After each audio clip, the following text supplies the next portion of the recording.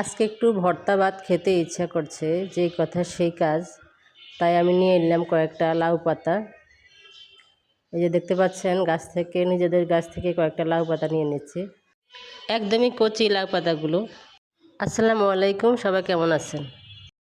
এর সাথে আমি নিয়েছি ছোট ছোট কিছু চান্দা মাছ, যেগুলা ভর্তা ছাড়া কিছুই করা যায় না। এগুলা ধুয়ে একটু হলুদ আর একটু লবণ দিয়ে নিয়েছি, একটু মেখে নিচ্ছি। এদিকে আমি শাকগুলো পরিষ্কার করে ধুয়ে নিচ্ছি। এই শাক আর চান্দা মাছ দিয়ে চমৎকার একটা ভর্তা হবে আজকে।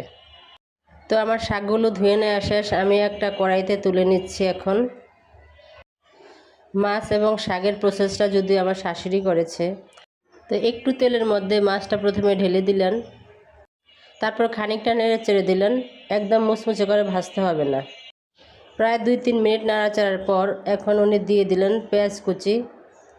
তারপর পেঁয়াজ কুচিটা একটু ভেজে নিলেন। যদিও শুধু এই চান্দা মাছ ভর্তারই কথা ছিল, কিন্তু ভাবলাম যে না, কয়েকটা লাউ পাতা দিয়ে দিই, তাহলে ভর্তাটা আরও বেশি মজা হবে। এখন দিয়ে দিচ্ছি রসুন এবং আস্ত কাঁচামরিচ। আবারও 2-3 মিনিট ভালো করে নেড়ে চেড়ে নেওয়ার পর এখন উনি আস্ত শাকগুলো দিয়ে দিলেন। শাকগুলো দিয়ে কিছুটা নেড়ে চেড়ে নিলেন। একদম তেল এবং পানি কিছুই দিতে হবে না। একটু লবণ দিয়ে দিলেন, তারপর আবার একটু নেড়ে চেড়ে নিলেন। শাক ভর্তা এগুলো আমার খুবই পছন্দ, এই জন্য আমি গ্রামের বাড়িতে আসলেই শাক ভর্তা করেই খাই। এই ভর্তা বানানোর আইডিয়াটা যেহেতু আমার, তো বাকি কাজটা আমাকে এখন করতে হবে। শাকের কিছুটা পানি ছিল, ওটা শুকিয়ে গেছে। এখন আমি মাছগুলো উপরে তুলে দিচ্ছি, তারপরে পানিটা একেবারে শুকিয়ে নিচ্ছি আস্তে আস্তে।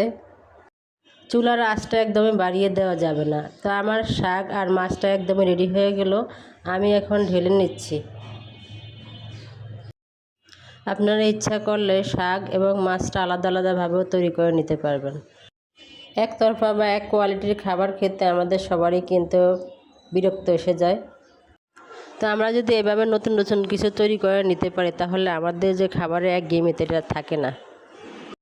অতিরিক্ত জাল করা যাবে না, তাহলে এই সুন্দর কালারটা আর থাকবে না। এখন আমি একটা পাটা নিয়ে নিচ্ছি। আপনারা ইচ্ছা করলে শাক এবং মাছ আলাদা আলাদা ভেজে আলাদা আলাদা বাটতে পারেন। নিজেদের ছোট্ট ক্ষেত্রে মরিচটা দিয়েছি ভর্তার সাথে। তো এখন আমি ভর্তাটা বেটে নিচ্ছি। আমি এক হাতে করছি, কারণ আমার এক হাতে মোবাইল। এখানে এখন মোবাইল ধরার মতো কোনো লোক নেই, এজন্য এক হাতেই করতে হচ্ছে। তো আমার ভর্তাটা একেবারেই বেটে নেওয়া শেষ। এখন আমি পাটায় কিছুটা গরম ভাত দিয়ে মেখে নেব। অনেক গরম, ধোঁয়া উঠতেছে, এজন্য হাত দেওয়া যাচ্ছে না। তো পাটায় আমি ভাতটা মেখে নিচ্ছি। এভাবে পাটায় মেখে নেওয়া গরম ভাত কিন্তু দারুণ মজা।